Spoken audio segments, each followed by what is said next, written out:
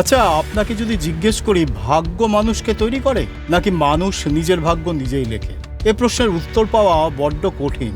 আসলে এমন একটা ছেলের গল্প বলবো, এমন একটা গ্রামের গল্প বলবো যেখানে দরিদ্রতা অর্থাৎ দারিদ্র্য ছিল নিত্যদিনের সঙ্গী আর ভবিষ্যৎ ছিল এক অবাস্তব মরীচিকা। সেই পশ্চিম আফ্রিকার একটা গ্রামে এক মায়ের কোলে জন্ম নিল এক শিশু। তার সঙ্গী বলতে ছিল এক জোড়া ছেঁড়া জুতো আর একটা মাত্র ফুটবল, এবং সেই ফুটবল আর ছেঁড়া জুতো নিয়েই সে লিখে ফেলেছিল এক অনন্য ইতিহাস। এবং সেই ফুটবলার থেকে সে হয়ে উঠেছিল দেশের রাষ্ট্রপতি। কার কথা বলছি নিশ্চয়ই বুঝতে পেরেছেন। যদি না বুঝে থাকেন তাহলে নামটা বলে দিই। তার নাম হলো জর্জ উইয়া।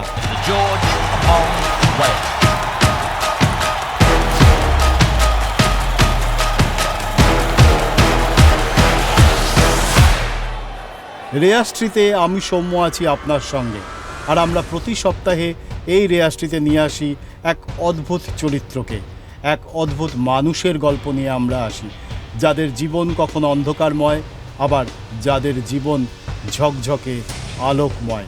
আজকে বলবো জর্জ উইয়ার গল্প। সালটা 1995, প্যারিসের এক বিখ্যাত মঞ্চ। সেখানে ইউরোপ আমেরিকার তাবর বিখ্যাত ফুটবলারদের পেছনে ফেলে আফ্রিকার এক কৃষ্ণাঙ্গ ছোকরাই বলছি কারণ তাকে সবাই অবহেলা করত, অপমানিত করত এই ছোকরা বলে। সেই ছোকরা হাতে তুলে নিল বিশ্ব ফুটবলের সর্বোচ্চ স্বীকৃতি ব্যালন ডি'অর। সেই আফ্রিকার গ্রাম থেকে প্যারিসের এই মঞ্চ, এই যাত্রাপথটা খুব একটা সুখের ছিল না, খুব একটা মসৃণ ছিল না, গোলাপের মতো ছিল না, বরং তা ছিল গোলাপের কাঁটার মতোই কণ্টকময়। কিভাবে আফ্রিকার এক কৃষ্ণাঙ্গ ছেলে হয়ে উঠল বিশ্বের সেরা ফুটবলার, সেই গল্প তো আমাদের সবাইকেই জানতে হবে, আর তার জন্য সঙ্গে রাখতে হবে রেয়াস্ট্রিকে। লাইবেরিয়ার মাইটি ব্যারল এবং ইনভিনসিবল 11-এর হয়ে জর্জ উইয়া যখন মাঠে নামতেন তখন রীতিমতো বুকে কাঁপন ধরত ডিফেন্ডারদের। তার অবিশ্বাস্য গতি, অসাধারণ ড্রিবলিং আর দুর্দান্ত পায়ের জাদুতে তিনি হয়ে উঠতেন জীবন্ত এক চিতা।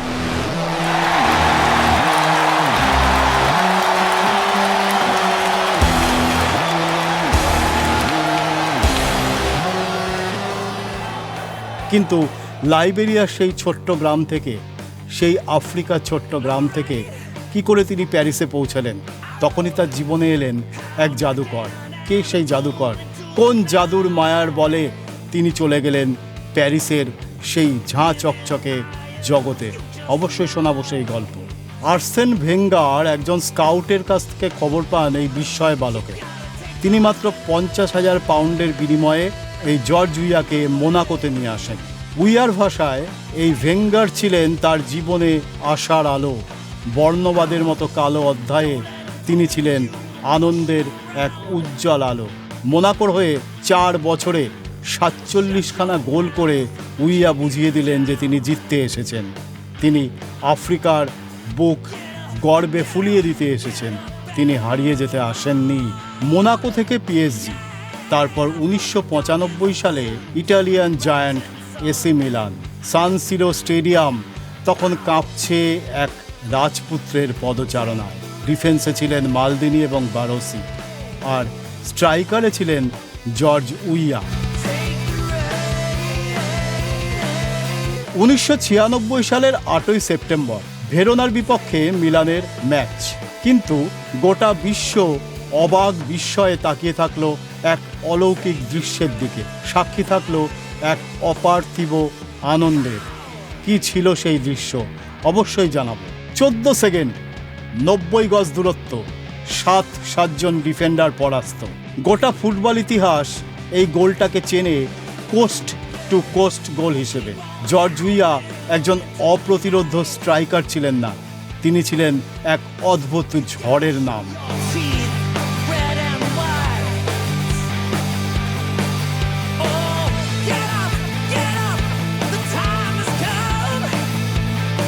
জর্জ উইয়া যখন ইউরোপের মাঠে গোলের উৎসব করছেন, আনন্দ করছেন, তখন তার দেশ লাইবেরিয়া ভেঙে যাচ্ছিল, রক্তক্ষয়ী এক আগুনে 2.5 লাখ মানুষের রক্তে ভেসে যাচ্ছিল দেশ। কিন্তু জর্জ তার দেশকে ভুলে যাননি। তিনি কোটি কোটি টাকা খরচ করেছেন তার দেশের উন্নতির পেছনে। বিমানের টিকিট হোক, কিট ব্যাগ হোক, সবই কিনেছেন নিজের উপার্জনের টাকায়। যেন তিনি একাই ছিলেন লাইবেরিয়ান ফুটবল ফেডারেশন।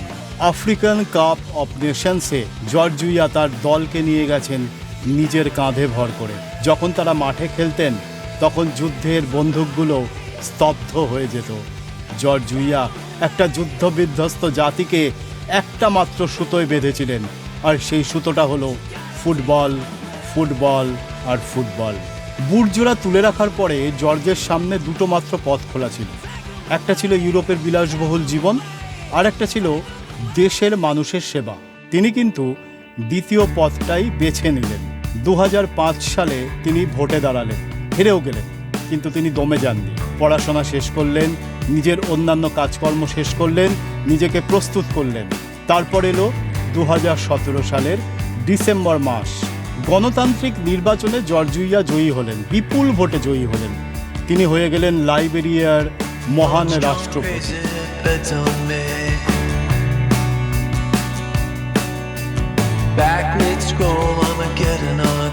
2023 সাল পর্যন্ত অত্যন্ত দক্ষভাবে তিনি দেশকে চালালেন।